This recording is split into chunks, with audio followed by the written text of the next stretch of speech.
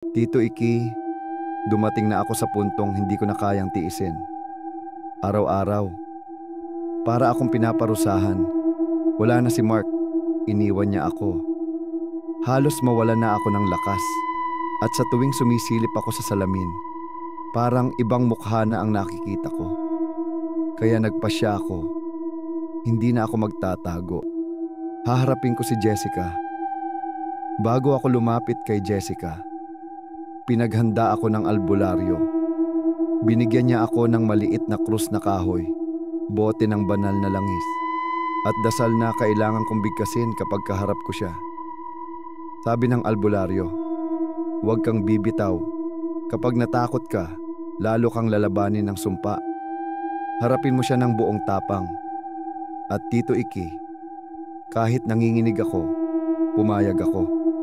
Kasi kung hindi ko siya haharapin, mamamatay na lang ako ng walang laban.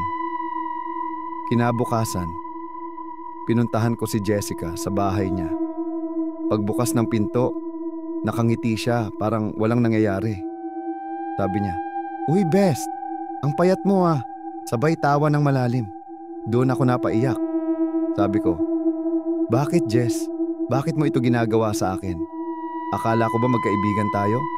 Tumigil siya sa pagtawa at tumitig ng diretso sa akin. Sabi niya, "Kasi hindi ka namang karapat dapat sa lahat ng meron ka. Lalo na kay Mark. Ako dapat. Hindi ikaw." Tito Iki, doon ko tuluyang narinig mula sa kanya mismo. Inggit at galit ang nagtulak sa kanya para kulamin ako. Pinapasok niya ako sa loob. Doon ko nakita ang silid na puno ng kandila, garapon, at mga larawan. Nandoon ang manika na may buhok ko. Pati mga gamit ko na ninakaw niya. Panyo, suklay, pati ID picture. Ramdam ko ang bigat ng hangin sa loob. Para bang may mga matang nakamasid. Tapos kinuha niya ang manika at tinusok ito ng karayom sa dibdib. Sabay sabi niya, "Dito ka matatapos, Katrina." At bigla akong napaluhod sa sakit. Para bang tinutusok din ang puso ko mismo. Nagdasal ako ng paulit-ulit, "Tito Iki." Hawak ang krus at binuhusan ko ng langis ang sahig. Nag-iba ang mukha ni Jessica. Parang hindi na siya tao. Nawala. Ang itim ng mata niya naging pula at nagsalita siya ng hindi ko maintindihang wika. Parang may kung anong nilalang na bumalot sa kanya. Hinila niya ako sa buhok pero itinapat ko sa kanya ang krus. Umatras siya, sumigaw at halos masunog ang balat niya. Sabi ko, "Hindi mo ako matatalo, Jess. Hindi ako susuko." Pero bago ako makalabas, itinulak niya ako ng malakas. Tumama ang ulo ko sa pader at nagdilim ang paningin ko. Ang huli kong narinig bago ako mawala ng malay, ang tawa niya. Malakas, malupit, at puno ng galit.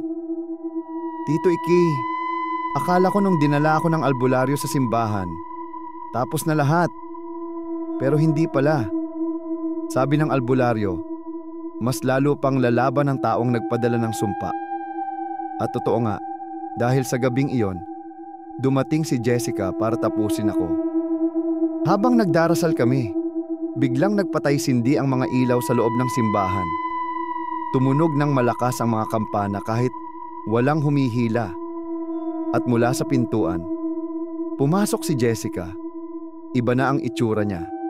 "Tito Iki," namumula ang mga mata, halos itim ang balat, at parang may usok na lumalabas sa katawan. Para na siyang hindi tao.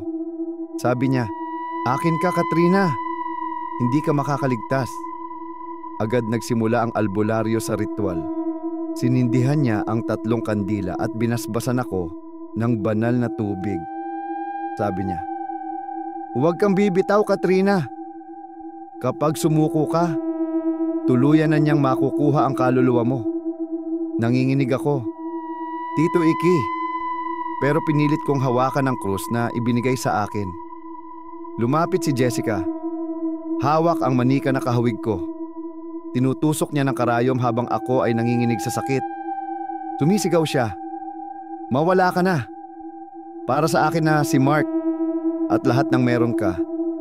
Pero itinapat ko sa kanya ang krus at sabay sigaw ng dasal. Parang nasusunog siya sa harap ko, Tito Iki.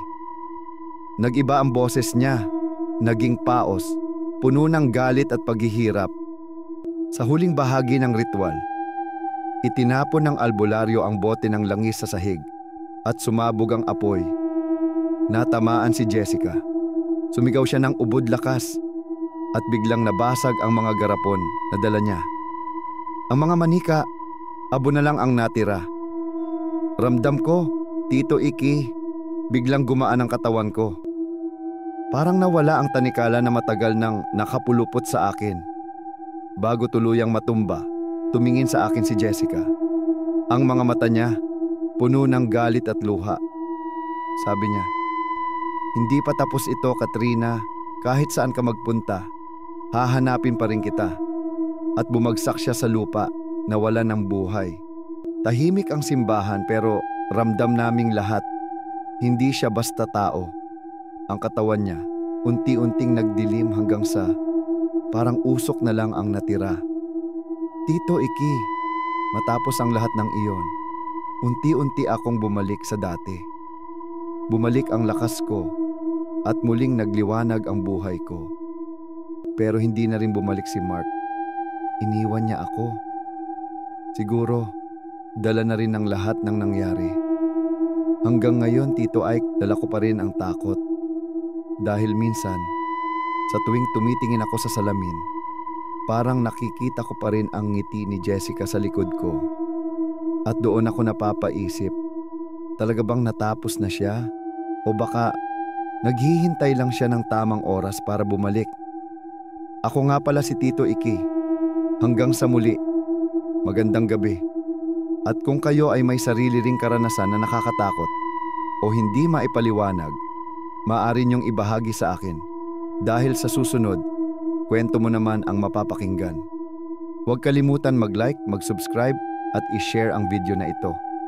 Maraming salamat sa pakikinig at ingat kayo palagi, lalo na sa dilim.